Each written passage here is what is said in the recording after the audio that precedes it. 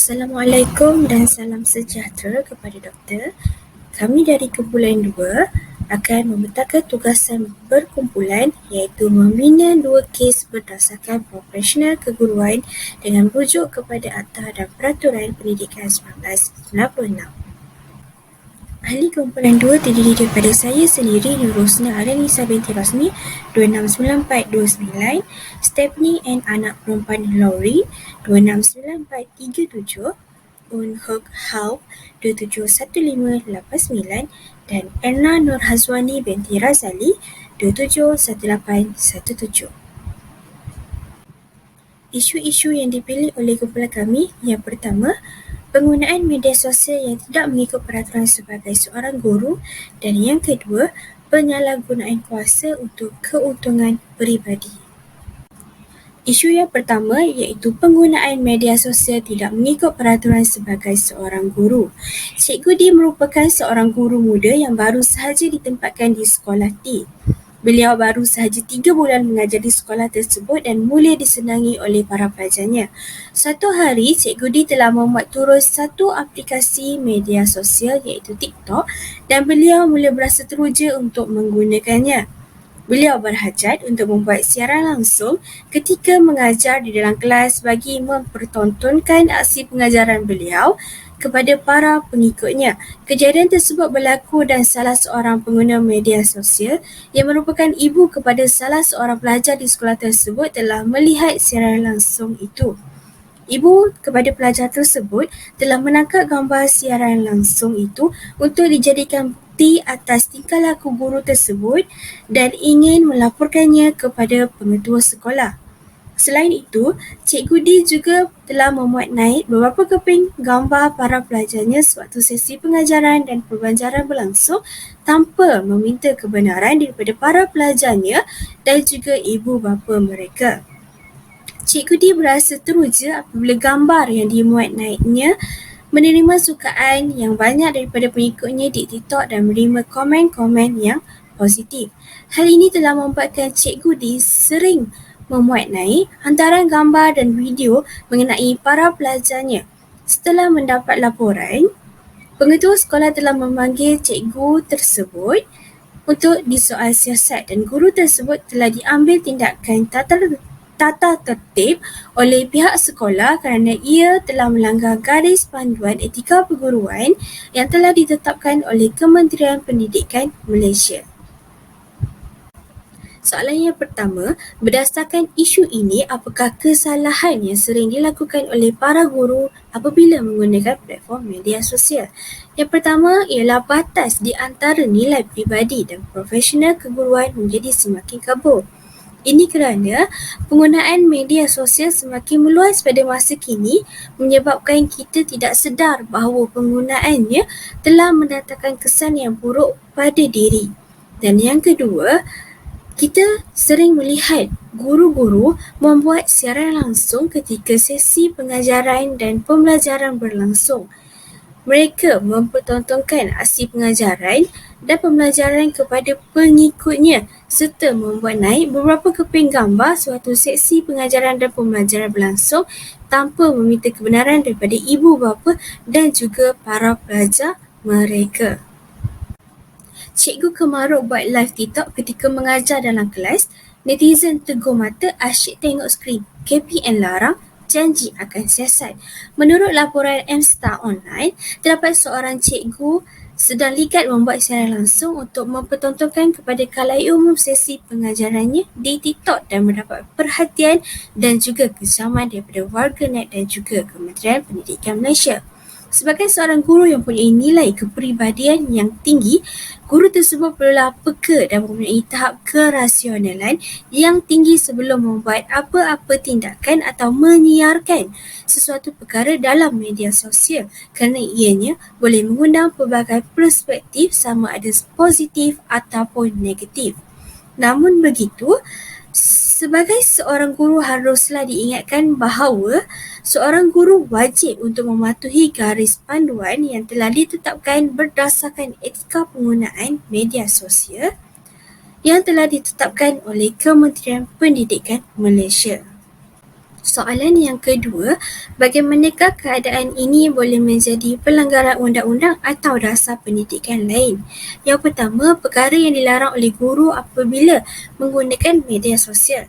Berdasarkan Surat Berkeliling Ikhtisas Kementerian Pendidikan Malaysia Bilangan 3 tahun 2017, Garis Panduan Nilai dan Etika Penggunaan Media Sosial bagi Guru dan Murid telah disediakan bagi tujuan mengelakkan perkara yang buruk berlaku dalam penyalahgunaan media sosial.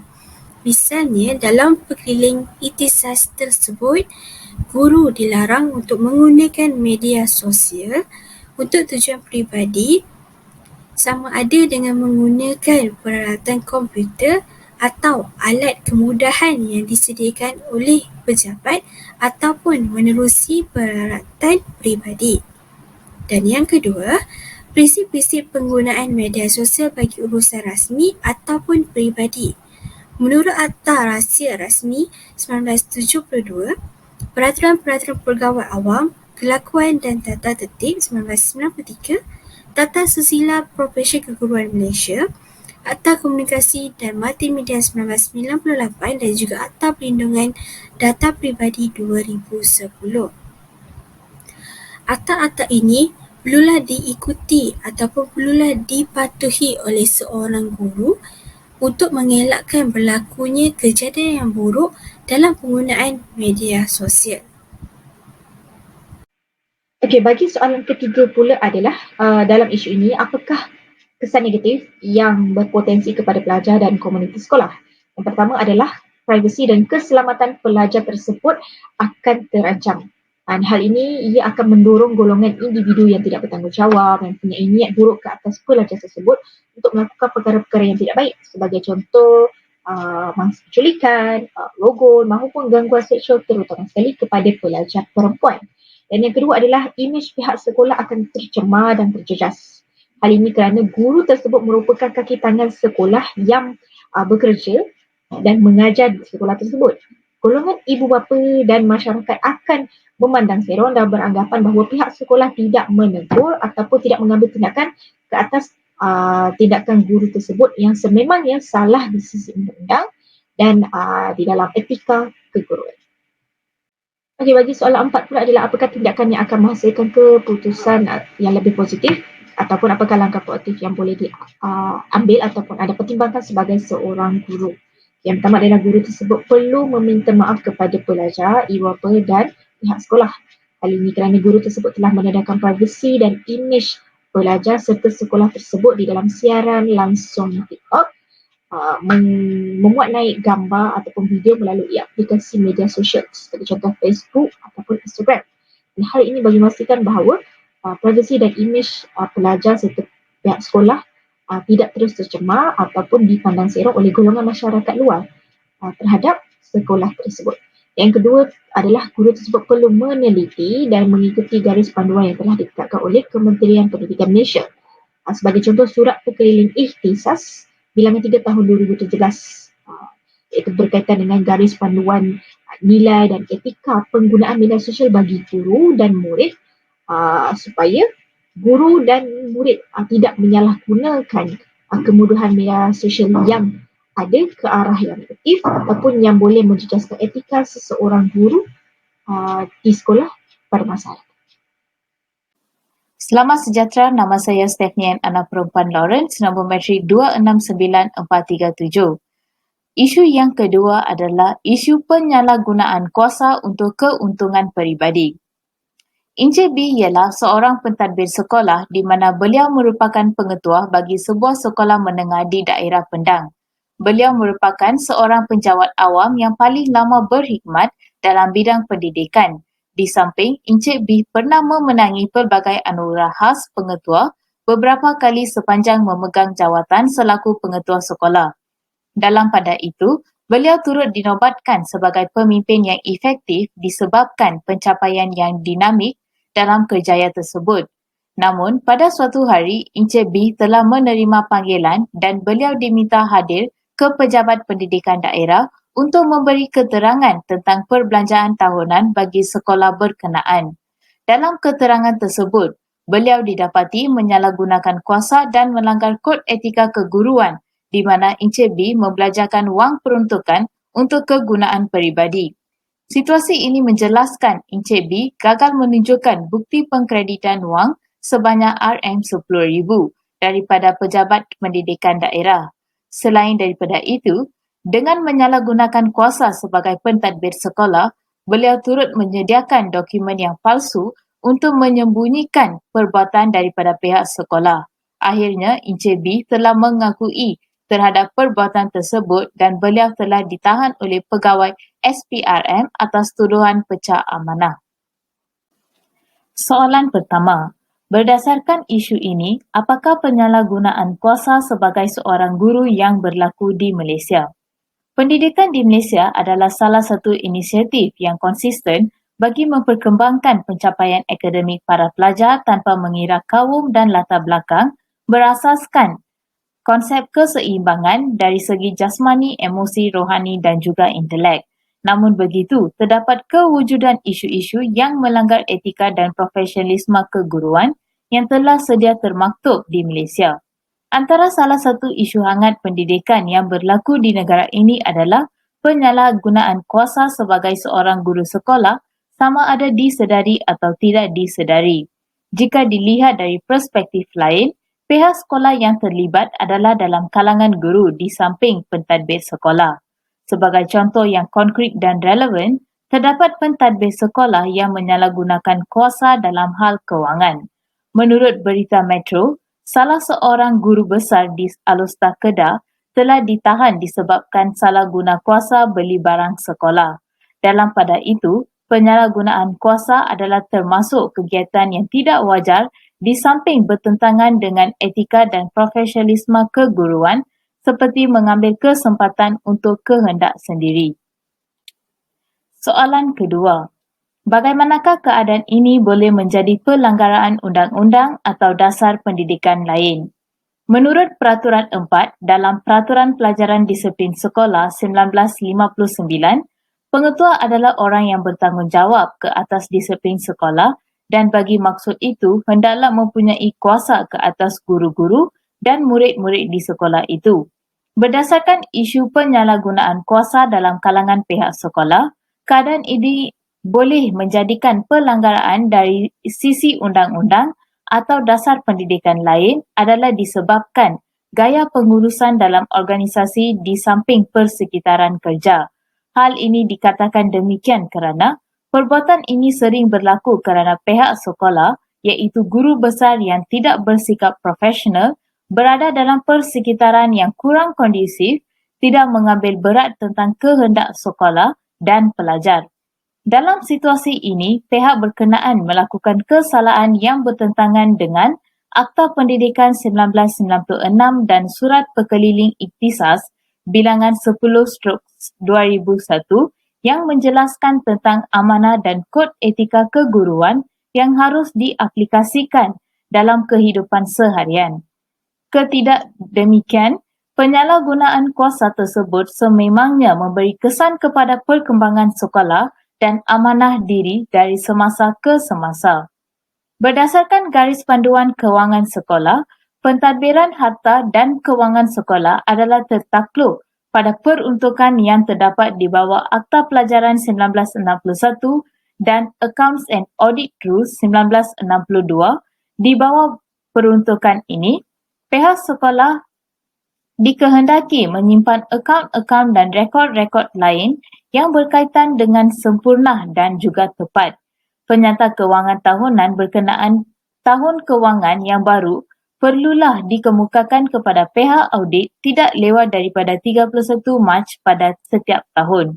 Tuntasnya dapat dirumuskan bahawa sikap kepentingan diri dan tidak berintegriti terhadap profesion sendiri sudah pasti menjadi salah satu sebab pelanggaran terhadap undang-undang dan dasar pendidikan yang ditetapkan. Salam sejahtera semua, saya Un Hock Hau, nombor matrik 271589. Jadi saya akan teruskan dengan soalan 3 berdasarkan isu yang kedua. Dan soalannya adalah, apakah kesan negatif yang berpotensi kepada pelajar dan komuniti sekolah? Dan antara salah satu kesan yang bakal ataupun mungkin wujud dalam kalangan kedua-dua pihak ini adalah mengakibatkan kehilangan kepercayaan antara satu sama lain. Hal ini membawa maksud bahawa apabila seseorang ini diberi mandat, sebagai contoh seorang pengetua, dan apabila pengetua tersebut melanggar tanggungjawab ataupun melakukan kesalahan, maka pihak sekeliling akan dilabel sebagai ataupun mereka tidak menghormati atas kesalahan yang dilakukan, dan perkara ini juga menyebabkan kehilangan kepercayaan antara satu sama lain. Dan dalam situasi ini juga pengetua tersebut tidak patuh kepada Surat Perkeliling Kemajuan Pentadbiran Bilangan 2/2002 dan garis panduan MS ISO 9000/2000 dalam perkhidmatan awam, di mana Surat Perkeliling ini menjelaskan tentang tanggungjawab seseorang perkhidmatan awam terhadap sekolah. Dan kesan negatif yang kedua adalah mencemar imej sekolah dan guru serta pencapaian pihak di sekolah. Dan dalam perkara ini akan menular dan menjadi semakin parah dan teruk sekiranya seseorang pihak sekolah tidak patuh kepada etika keguruan. Hal ini membawa maksud bahawa apabila seseorang itu melakukan kesalahan, maka perbuatan itu bukan hanya mencemar imej sendiri, maka ia juga akan mencemar pada identiti kita. Sebagai contoh, dalam isu ini terdapat seorang pengetua yang melakukan kesalahan, maka perkara ataupun perbuatan yang salah bukan hanya mencemarkan diri pengetua itu sahaja, malah perbuatan tersebut juga mencemarkan imej sekolah.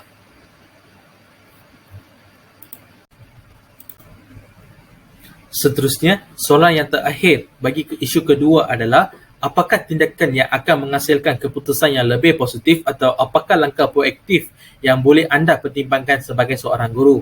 Dan untuk menjawab soalan ini, kumpulan kami telah senaraikan beberapa tindakan yang lebih proaktif. Antara salah satunya adalah melibatkan pengetua dalam perbincangan tentang dasar daerah dan perbelanjaan sekolah. Hal ini kerana kesemua penjawat awam tertakluk terhadap peraturan-peraturan pegawai awam, iaitu Kelakuan dan Tata Tertib 1993, serta sebarang pelanggaran kepada mana-mana peraturan termasuk tidak melaporkan salah laku pegawai dan boleh dikenakan tindakan tata tertib. Selain daripada itu, kesemua penjawat awam apabila mereka peka terhadap peraturan ini, maka kesemua tindakan itu dapat dilakukan dengan cepat dan bagus. Seterusnya adalah bincangkan kemungkinan kesan yang akan bakal dialami oleh individu tersebut. Hal ini bermakna pihak sekolah sesiapa yang terlibat haruslah bincang bersama-sama agar dapat mengenal pasti ataupun mengetahui masalah yang akan ataupun